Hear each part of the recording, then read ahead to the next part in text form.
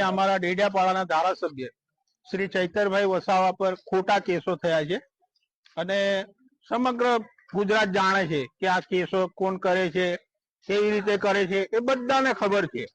અને આપણે એમ બી જાણીએ છીએ કે બીજા કોઈ પાર્ટીનો નેતા હોય એ બલાત્કાર કરે તો એને નીચલી અદાલતમાંથી પણ બેલ મળી જાય છે.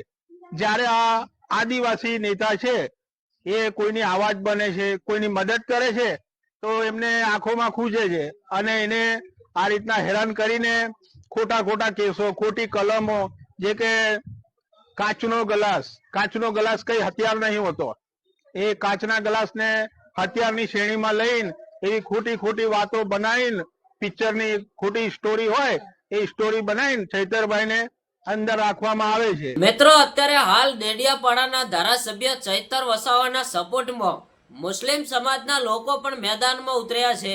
જે અત્યારે હાલ તમે વિડીયોની ક્લિપ જોઈ હશે કે મુસ્લિમ સમાજના લોકો પણ સમજી રહ્યા છે કે એક કાચનો ગ્લાસ છૂટો માર્યો એ કઈ હત્યાનો ગુનો ન કહેવાય. એવું અત્યારે હાલ મિત્રો ચૈતર વસાવા સામે ફરિયાદ કરનાર સંજય વસાવાએ મિત્રો ગુનામાં એવું લખાવ્યું હતું કે ચૈતર વસાવાએ મને મારી નાખવાની કોશિશ કરી અને મને છૂટો ગ્લાસ માર્યો અને એક મહિલાને અપશબ્દમાં વાતો કરી. ત્યારે મિત્રો અત્યારે હાલ આ વાતને લઈને અને આ ચર્ચાને લઈને મિત્રો મુસ્લિમ સમાજ પણ ચૈતર વસાવાના સમાજમાં ઉતર્યો છે. તમે આગળ વિડીયોની ક્લિપ જોઈ હશે કે મુસ્લિમ સમાજના ભાઈ જે પણ બોલી રહ્યા છે એવું કહી રહ્યા છે કે ચૈતર વસાવાએ તેમને છૂટો ગ્લાસ માર્યો. એક મામૂલી ગ્લાસ કોઈની હત્યા થોડી કરી શકે, એ પણ કાચનો ગ્લાસ. અને દર્શક મિત્રો, આ દેવાયત ખવડની જે વાત છે એ 100% સાચી છે. કારણ કે અત્યારે હાલ ગોપાલ ઇટાલિયા વિસાવદરમાં અને ચૈતર વસાવા ડેડિયાપાડામાં બંને નેતાઓ ખૂબ જ ચર્ચામાં ચાલી રહ્યા છે.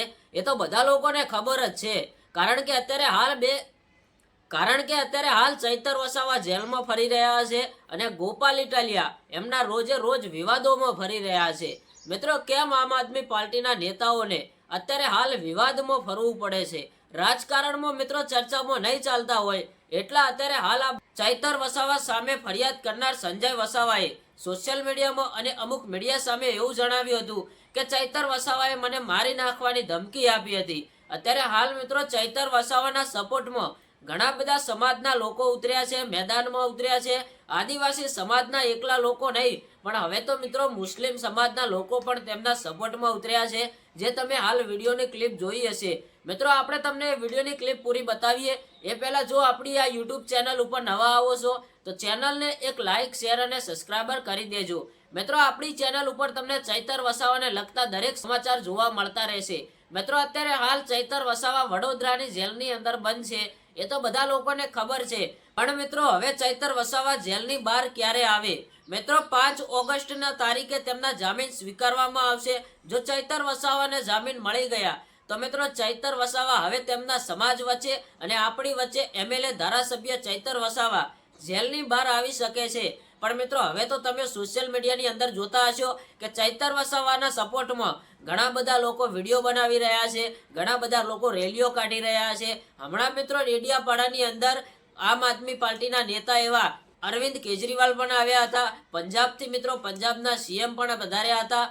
એવા મિત્રો અનેક નાના મોટા નેતાઓ, અનેક નાના મોટા કલાકારો અને અનેક સમાજના લોકો અત્યારે હાલ ચૈતર વસાવાને સપોર્ટ કરી રહ્યા છે, જે તમે સોશિયલ મીડિયાની અંદર જોતા હશો. મિત્રો, મુસ્લિમ સમાજ, તમે વિચાર કરો, મુસ્લિમ સમાજ પણ આદિવાસી સમાજના સાથે ઊભો છે. કારણ કે ચૈતર વસાવાને સપોર્ટ કરે છે.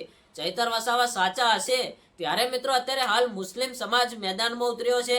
મુસ્લિમ સમાજના ભાઈ ચૈતર વસાવાને સપોર્ટ કરી રહ્યા છે.